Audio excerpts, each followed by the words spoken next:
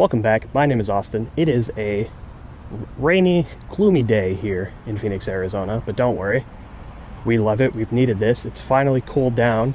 The summer is finally coming to an end. And what better time than to bring out my old truck that doesn't have AC. I really haven't driven this summer because, you know, it's like 113 degrees outside, and driving an old truck with no AC isn't the most fun thing to do when it's 113 degrees outside. We can debate all day whether or not in Arizona this was a smart purchase to make, but I'm not going to think about that. I love this truck, and today I finally get to show it off in a video. This is a 1993 Ford F-150 XL in the best configuration, RCSB, regular cab, standard bed. So I believe you get 6.5 feet. Back here you get a single cab with the triple bench seat. You can fit 3 people in this guy.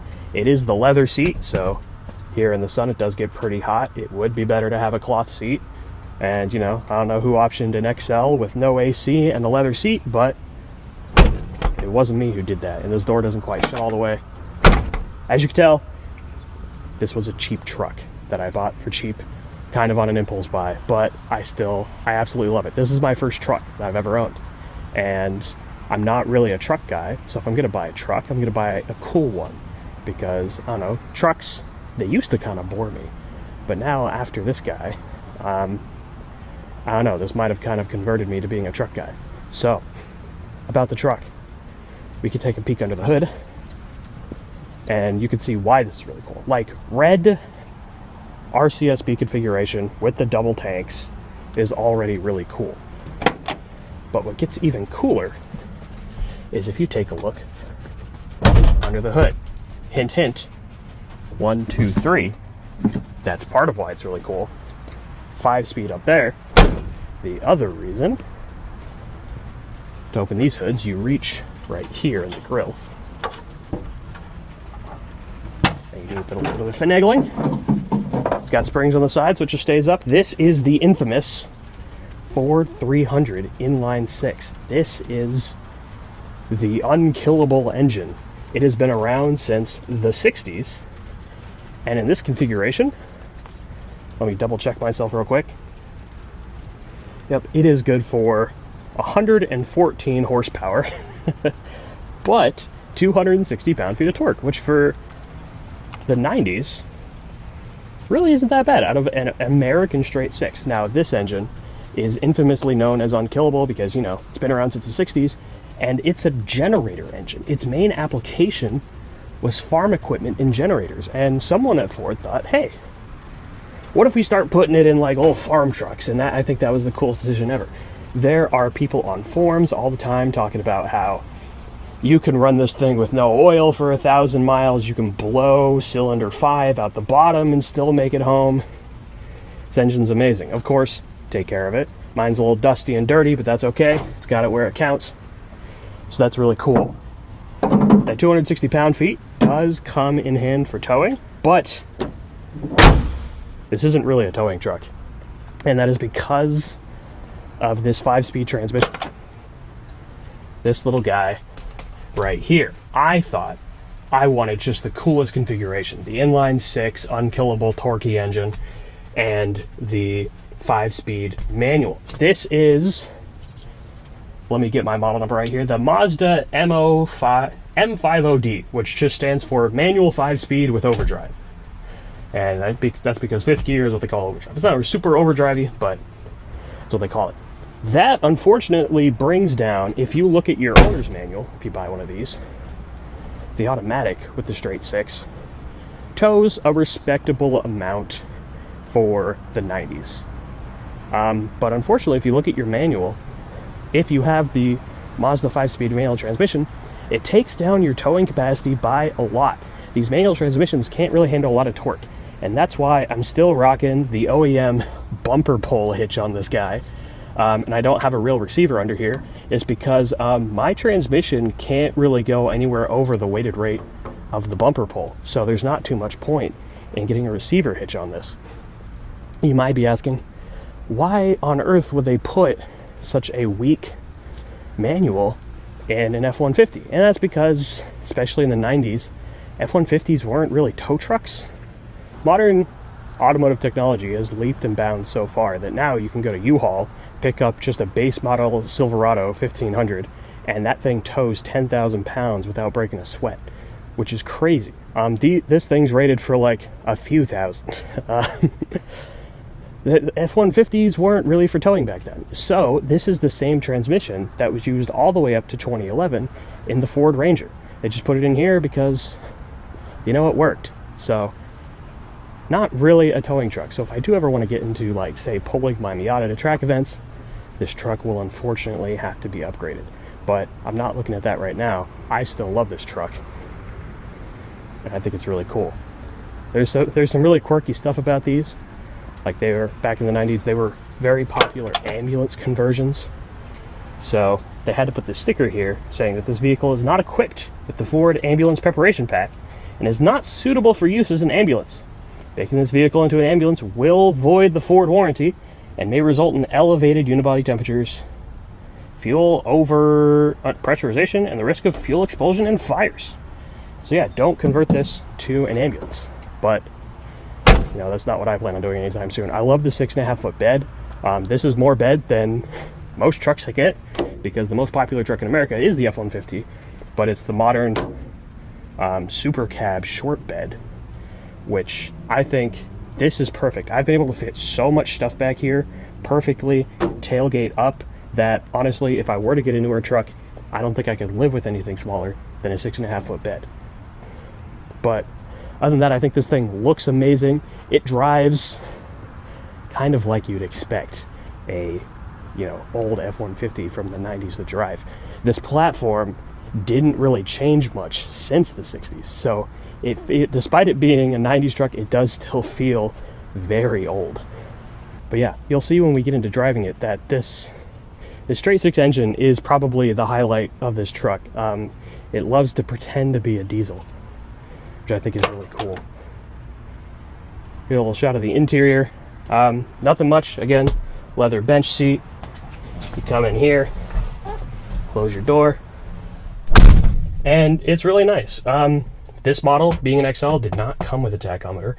I installed a tachometer. You could just take a tachometer dash, plug it in. All the wiring's there to have a tachometer, but they don't give it to you because, you know, back in the 90s they wanted to upcharge you on that.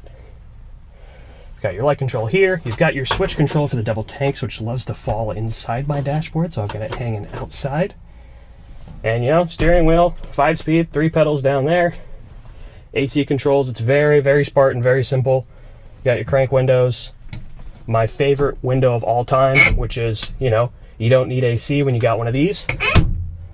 Love that. I also love this shelf up here. My dash is in surprisingly good condition, not cracked or anything. Maybe that's a testament to Ford dashes, or maybe I just have a good one.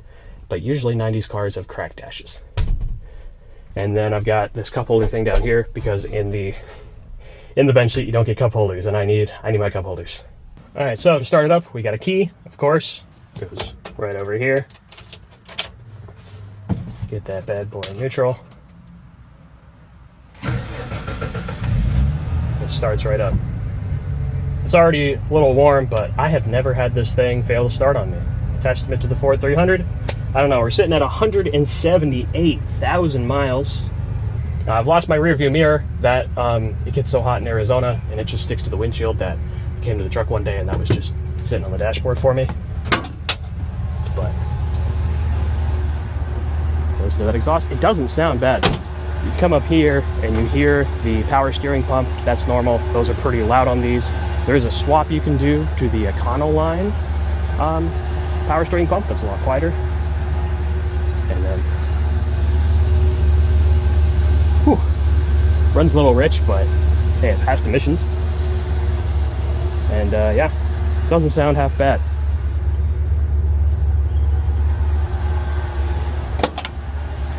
This up. And really slam this door in so it closes all the way. There you go. You can tell because there's no gap in the weather stripping right there that we got it right. Parking brake release is down there. Throw it into reverse.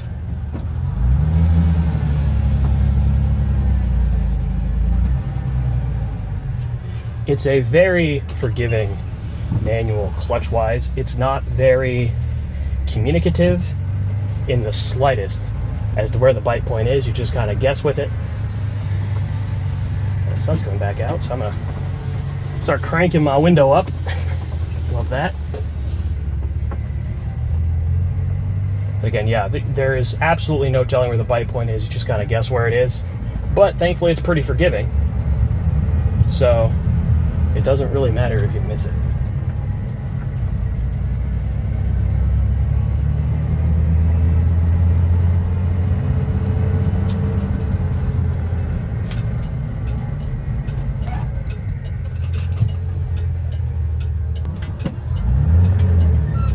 Rolled back a little bit there. I wasn't prepared for that.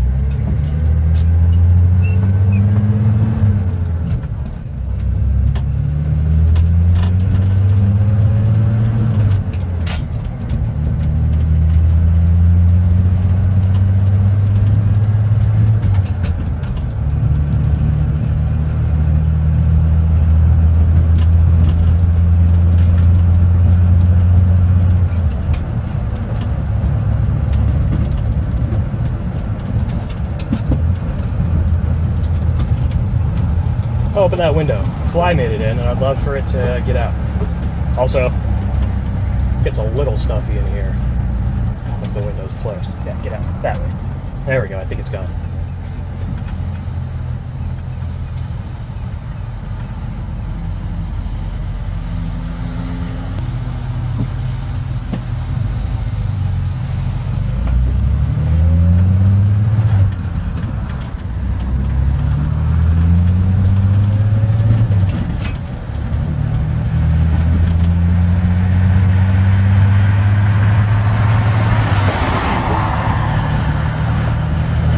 First thing you'll notice with the Ford 300 is you can tell it was added to the F-150 for people who wanted a diesel but couldn't quite find the need for it or afford one.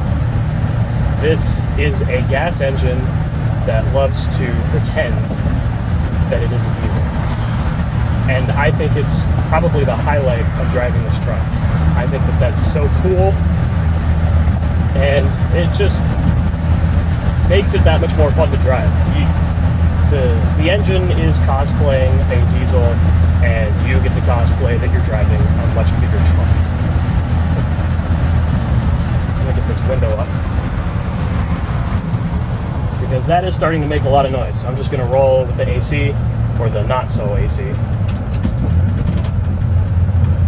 gonna go with it. Got some rattles. I think it's some stuff in the glove box, and like that mirror likes to rattle too. It's a beater truck from the 90s. There are gonna be a lot of rattles, so if they're annoying you, I do apologize. But yeah, that one, oh, it's my speaker. That one's only mounted with one screw because only one screw lined up.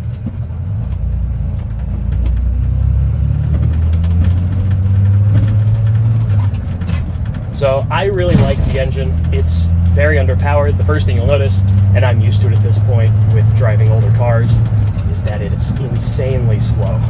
You have to give yourself extra time to merge, to speed up. People get mad at you, honk at you, all sorts of things. But, you know, that's just the thing you got to get used to with driving older cars, is it is very slow. Again, 114 horsepower in an F-150 is not a lot. So give yourself some extra time. But the torque is there. Like, you put your foot down and all the power is down low, much like a diesel would be, and it's still very engaging and fun to, you know, kind of rev this engine out. And, you know, again, like it cosplays a diesel, it still engine brakes a lot when you lift off. It's trying to give you that, you know, big diesel truck experience for probably a lot less money in the 90s, and I really like that. And it sounds good too. You just get a little bit of drone in the cabin of that thing, like whirring away, especially when we get on the highway speeds, once you get up there in the RPM.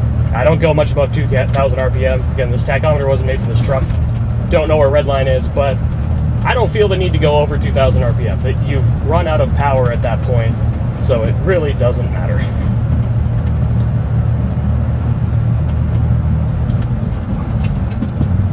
The transmission it's not bad. It is probably the weakest point of this truck.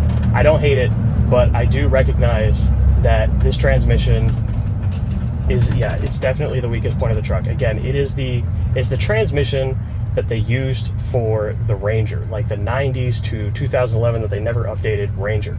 And in that application, it's great. In an F-150, it's out of place. Again, it cuts your towing capacity by a considerable amount. If I had bought an automatic, I would have had a less fun time, but I could have towed like easily double than what I would have been able to with this transmission.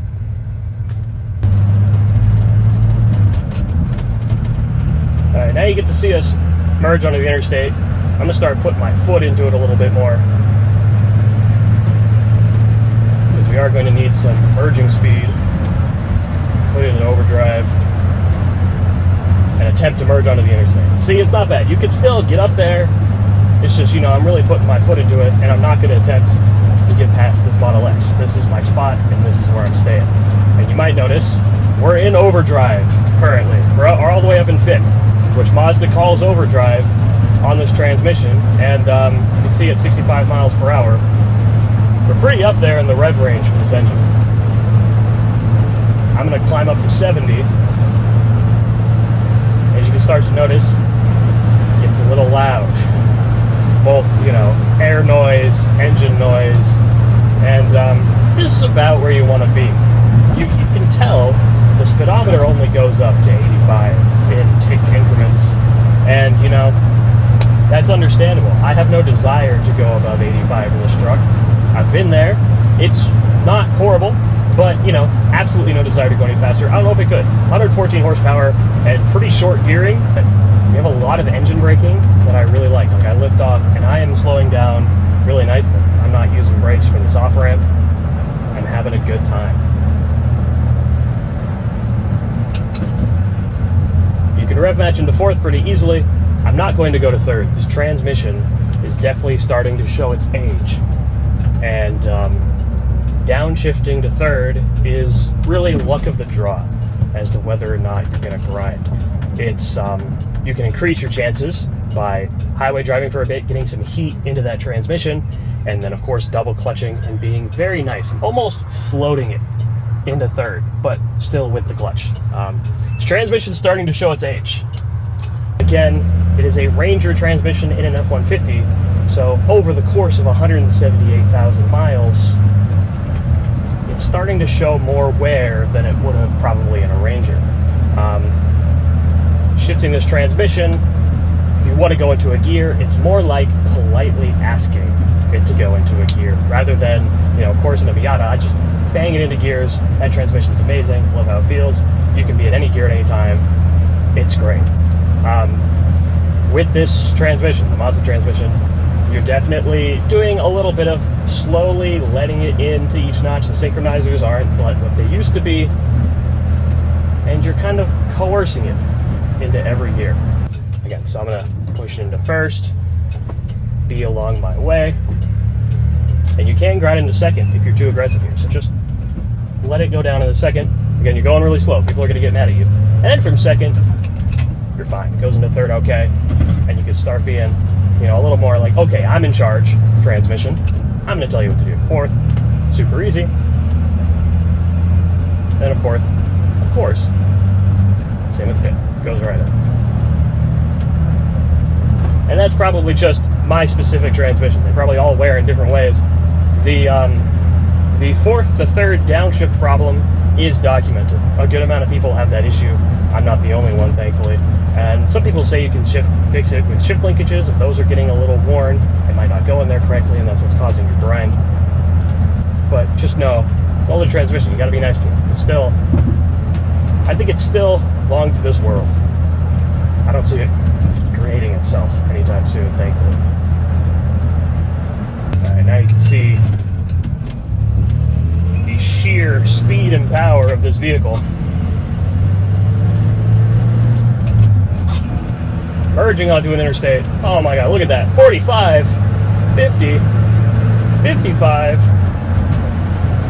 still 55, 60, 65. Now we can let off. We have merged onto an interstate, ladies and gentlemen. It wasn't pretty, but it got the job done.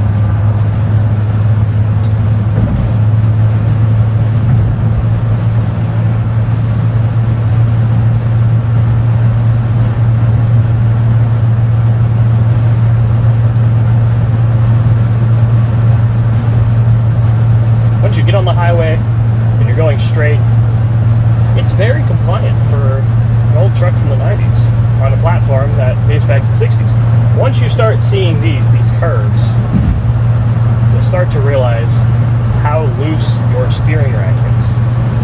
And that's not a, this truck is old issue. I think from the factory, these are just made with a pretty loose rack. You'll see every F platform from this era. You could just like get a little jiggy with it, and nothing really happens. There's a lot of, on the curves of the interstate, a lot of big corrections you do on the wheel. It takes a little bit of getting used to, but you definitely have to be attentive when driving one of these. I've heard people say that, and I very much agree, especially with some of these that are converted to bigger camper trucks, or the F-150s. Some of the bigger ones, this platform can get pretty large configuration-wise. We got a Ranger, that's pretty cool. Same transmission probably if it's a manual, and he's passing me because I'm willing to bet a Ranger's probably a lot faster than the Ford 300 in a much heavier truck. To the right, there's a lot of this action going around curves. It's like driving a boat. Just kind of nudge it in the right direction, and it goes there. Again, everything about this truck, whether by design or by chance of age and how it's worn, gives you the illusion that you are driving a much larger vehicle. But in reality, this is a pretty tiny truck. But it does feel fun to cosplay driving a big truck, and then I come into a parking lot and I can fit in any spot, which I think is really cool.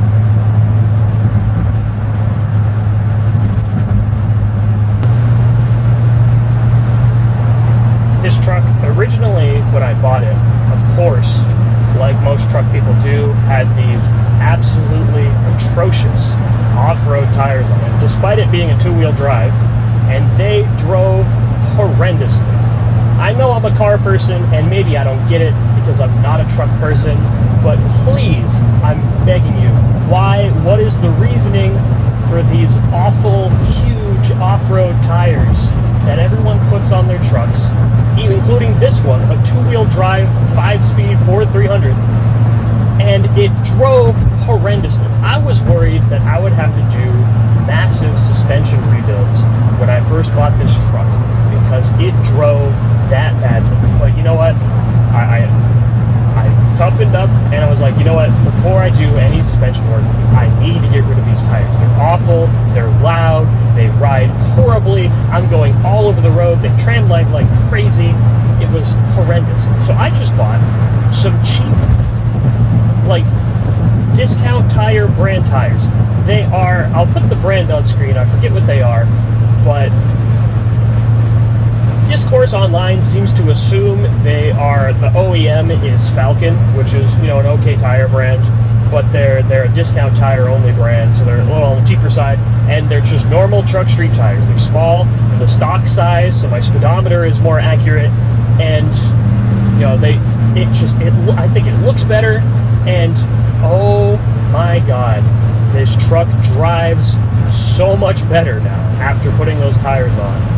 It was a night and day difference. It went from borderline undrivable to this is actually kind of nice, and I'm just chilling on the highway. I could use an alignment. I gotta nudge it to the left a little bit, but other than that, this drives so smooth. Honestly, chilling on the highway, it feels better than my Miata. I know it's a horrible comparison because that's a sports car, but down this highway in the Miata, I'm bouncing all over the place. It's just stiff sports car things. But this feels great. Why are we putting stupid tires on trucks that only see highway usage? I know what I'm going to do with this truck. I'm not an off-road guy, and even if I was, this isn't an off-road truck. It's a two-wheel drive manual, which is basically the worst formula for going off-road in the history of trucks. I'm putting highway tires on this truck because this is what I do with it. I throw stuff in the bed and I drive it down the highway to my house. This truck for me is my Facebook Marketplace adventure vehicle. Moved into a slightly bigger house, and now I need furniture. Furniture is expensive, especially buying it new and having it delivered. I just go on Facebook Marketplace, find amazing deals, throw them in the back of this truck, go across the city, and I furnished my house with this truck. And I also moved my house with this truck. I didn't buy a U-Haul. I had a U-Haul trailer on my bumper, and that was amazing. I loved it. This truck is such an amazing workhorse for me that I don't think I'm getting rid of it anytime soon. I love this thing. It's a cheap little truck. You just have to either not drive it in the summer, or just kind of deal with it. If there's a really good Facebook Marketplace deal, or you really need a truck for something, just bring a water bottle and tough it out. I've driven cars. I've dailied cars with no AC before in high school, so I'm kind of used to it. But now that I'm 24 and I have like a career, I can afford to drive a car with AC, but not this truck. So I'm used to it. I love this thing. It's been so useful for me. Again, I've never been a truck guy, but having a truck in your fleet is really useful. And I don't think I'll be getting rid of this until I buy another truck. And, the time will eventually come when I desire air conditioning and maybe more than 110 horsepower and the ability to bring my Miata to track events. That's the end goal with a truck, I think, for me, is, the ability to start towing my Miata, like cross-country. If I want to do Tail of the Dragon, and Miata's at the Gap, that's very far from me. That is a cross-country road trip, and then you drive really fast with Miatas at the Gap. I'd love to go to that event, but if I were to go to that event, I'd probably tow my car. Well, that is going to close it out for me. This is my truck. I've been wanting to show this on the channel for a while, but it's just been way too hot this summer. I bought this truck a year ago, and I just haven't had a good opportunity to get it on the channel. I know it's a pretty far departure from my Miata videos. At least there's a manual in there. But if you want to see more of this truck, let me know. I'd be more than happy to do more videos on it. I absolutely love this truck, and I know it's not a Miata. You can't do all the same fun things you can do in a Miata, but I still think this truck is really cool and a great addition to the fleet. I've got to make it to the other side of Phoenix, as I do in this truck every time I use it. So, pretty boring. This is going to be the site for the next probably 30 minutes up and then an hour back. So I'll leave you there, and I'll, of course, see you in the next one.